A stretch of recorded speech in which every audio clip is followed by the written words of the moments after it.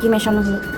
এখানে আছে মাটনগুলো ধুয়ে রাখা 1 কিলো মাটন, তার মধ্যে একটা স্টার অ্যানিস, 3-4টে বড় এলাইচি, 4-5টা ছোটো এলাইচি, গোলমরিচ মোটামুটি 1 ফুল হ্যান্ড, কিছুটা লং, কাটা পেঁয়াজ, কিছুটা পেঁয়াজ আলাদা রেখে রাখা হয়েছে, সেটা পরে রান্না করার সময় লাগবে, নুন পরিমাণ মতো।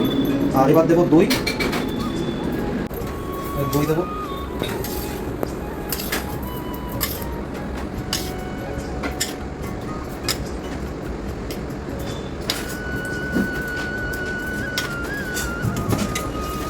তেজপাতা দেবো।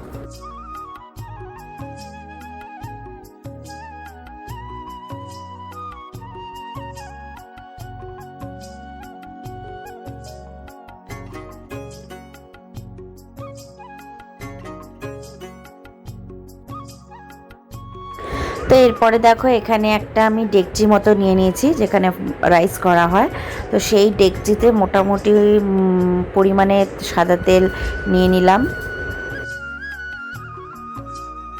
এরপরে তেলের মধ্যে খানিকটা দিয়ে দেব ঘি।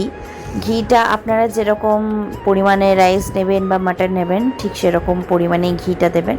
তো আমার যেহেতু এখানে 1 কেজি মাটন আছে আর মোটামুটি 2.5 কাপ চাল রাইস আছে, তো আমি সেই পরিমাণ মতো এখানে ঘিটা দিয়ে একটুখানি তেলের সাথে মিশিয়ে নিলাম।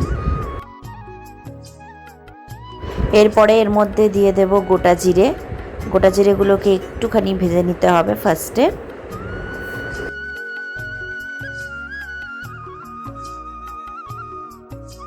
তো গোটা জিরেটা একটু লাল লাল হয়ে আসলে দিয়ে দেবো এখানে কেটে রাখা পেঁয়াজ।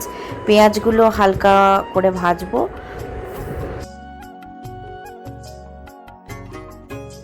পেঁয়াজটা মোটামুটি ভাজা হয়ে গেলে এখানে ম্যারিনেশন করে রাখা মাটনটা দিয়ে দেব পুরোটাই।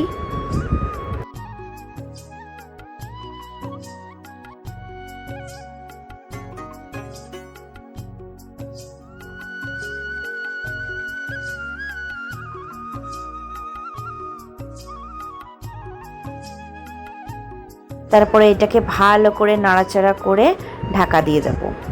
আচ্ছা, এটা কিছুক্ষণ পরে মোটামুটি 10 মিনিট পর খুলে দেখুন পুরো মাটন থেকে জলটা বেরিয়ে গেছে। তার মধ্যে দিয়ে দেবো একটুখানি গোটা আদা আর কাঁচা লঙ্কা। আদাটাকে কোনো রকমভাবে আপনারা পেস্ট করবেন না, এটা কুচি কুচি করে রাখা আদা আর একটুখানি চিরা লঙ্কা, কাঁচা লঙ্কা। তারপরে ওটাকে ভালো করে মিক্স করে নিলাম।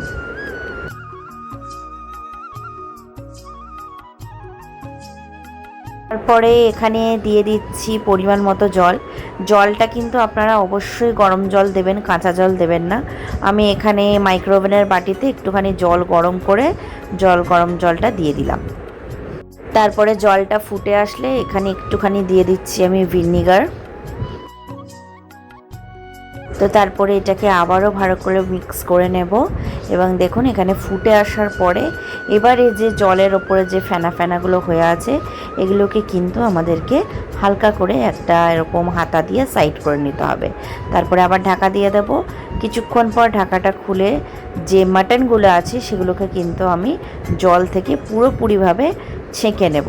এবার মাটনের গায়ে কোনো মশলা যেন না থাকে, ওই যে পেঁয়াজগুলো যেগুলো উঠছে সেগুলোকেও কিন্তু আমাদের ছাড়িয়ে দিতে হবে, মানে ফ্রেশভাবে শুধু মাটনটাই রাখতে হবে আর ঝোলটাকে পুরো আলাদা করে দিতে হবে।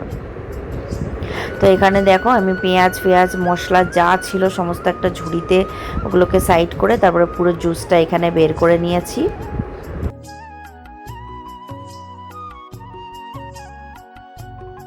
মানে হচ্ছে গোলমরিচ, তারপরে পেঁয়াজ, এই সমস্ত মশলাগুলোকে কিন্তু আমাদের ফেলে দিতে হবে, এগুলো আমাদের কোনোই দরকার নেই। তারপরে আবার একটা ধোয়া কড়াই আমি বসিয়ে দিয়েছি, হাঁড়ি। এর মধ্যে দিলাম কিন্তু পুরোটাই ঘি, এখানে কোনো রকম কোনো তেল নেই, পুরোটাই আমি ঘি দিয়েছি। তারপরে এখানে ঘিটা গরম হয়ে গেলে আবারও দিয়ে দেবো এখানে তেজপাতা, দিয়ে দিলাম একটা দারচিনি,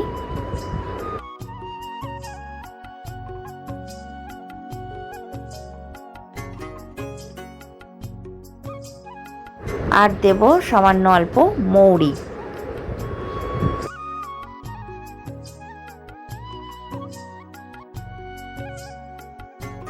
এবারে এখানে যে মাটনটা আমরা পুরো ফ্রেশভাবে ছেঁকে রেখেছিলাম সেই মাটনগুলোকে এবার এক এক করে আমি হাঁড়িতে দিয়ে দেবো। রেসিপিটা খুবই ইজি, খুব ঝামেলার বিষয় নয়, কিন্তু একটু টাইম লাগে করতে জাস্ট, কিন্তু খুব একটা যে ঝামেলার বিষয় তা কিন্তু রেসিপিটার মধ্যে নেই। খুব সহজেই আপনারা বাড়িতে বানিয়ে নিতে পারবেন। তো মাটনটা দিয়ে ভালো করে মৌরিটা ভাজা হয়ে গেলে ভালো করে এটাকে মিক্স করে এই যে আমরা জলটা বের করে রেখেছিলাম, এবার কিন্তু এই পুরো জলটা আমরা হাঁড়ির মধ্যে দিয়ে দেবো।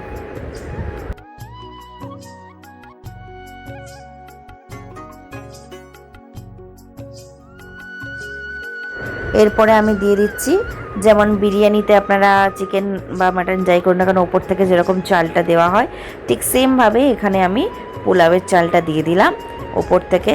তারপরে এখানে আবার একটা কড়াই বসিয়ে দিলাম একটু সাদা তেল, আর এখানে একটু বেরেস্তা, যেটা আমরা করি পেঁয়াজ ভেজে বেরেস্তা, সেই বেরেস্তাটা এখানে আমি ভেজে নিচ্ছি। এবারে বেরেস্তাটা ভাজা হয়ে গেলে ভাতের ওপর দিয়ে ছড়িয়ে এখানে যে কোনো কাপড় আপনারা নিয়ে ভালো করে চারিদিকটা আপনাদেরকে ঢেকে দিতে হবে, যেরকম ঠিক এক্স্যাক্টলি বিরিয়ানির হাঁড়িতেও আমরা করি, ঠিক আছে? তো এটাকে এভাবে চেপে দিয়ে ওপর থেকে কিছু একটা আপনারা শক্ত জিনিস দিয়ে দেবেন, যাতে ঢাকনাটা মানে চারিদিক থেকে কোনো রকম কোনো হাওয়া না বেরোয়, তাহলে কিন্তু স্টিমটা ঠিক ভালো হবে না।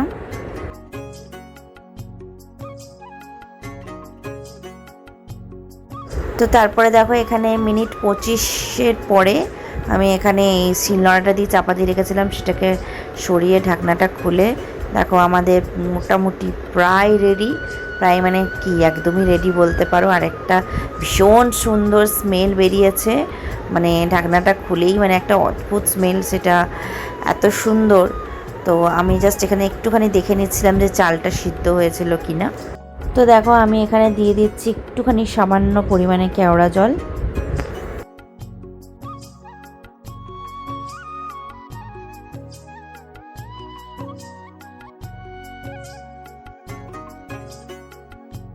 তারপরে দিয়ে দেবো একটুখানি সামান্য রোজ ওয়াটার।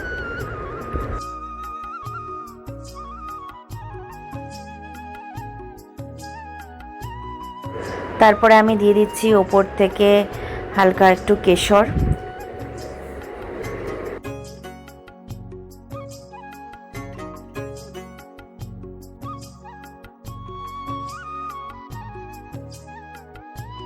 তারপরে আবারও কিছুক্ষণের জন্য ঢাকা দিয়ে দেব।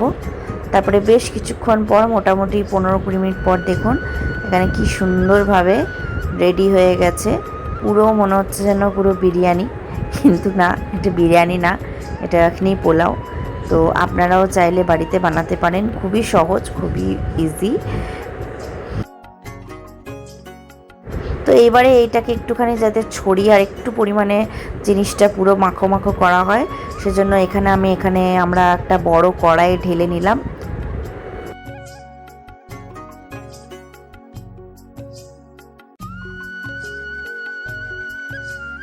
তো দেখো কড়াই ঢেলে আবার একবার মিক্স করে নিচ্ছি ভালো করে।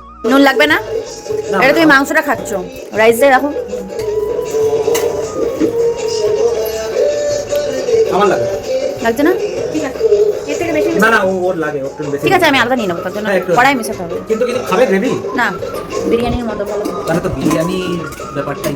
হ্যাঁ, তো আর গ্রেভি টেভি খেতে পারবো না, শুকনোই ঠিক আছে। গ্রেভি হলে আমি আর খেতে পারবো না। এবার তোমাদের যদি লাগতো না, আমাদের জন্য তো বলছি। Finally yakhni pulao ready. এটা কড়াইয়ের মধ্যে জাস্ট দেওয়া হলো একটুখানি স্প্রেড করার জন্য, বিকজ হাঁড়িতে হচ্ছিল না। তো রেডি। এখানে লাস্ট একটুখানি এর কি কেশর দেওয়া হচ্ছে একটু স্মেলের জন্য, বিকজ কেশরটা একটু কম হয়ে গেছে। তো এখন যেহেতু রঙের জন্য, সরি, তো এটা একটুখানি ঢাকা দেওয়া থাকবে এখন, তাই জন্য এটা এখন দিয়ে দেওয়া হচ্ছে। খাও খাও, কালারটা একটু জাস্ট আপনি সব ঠিক আছে। তুমি রান্না করেছো,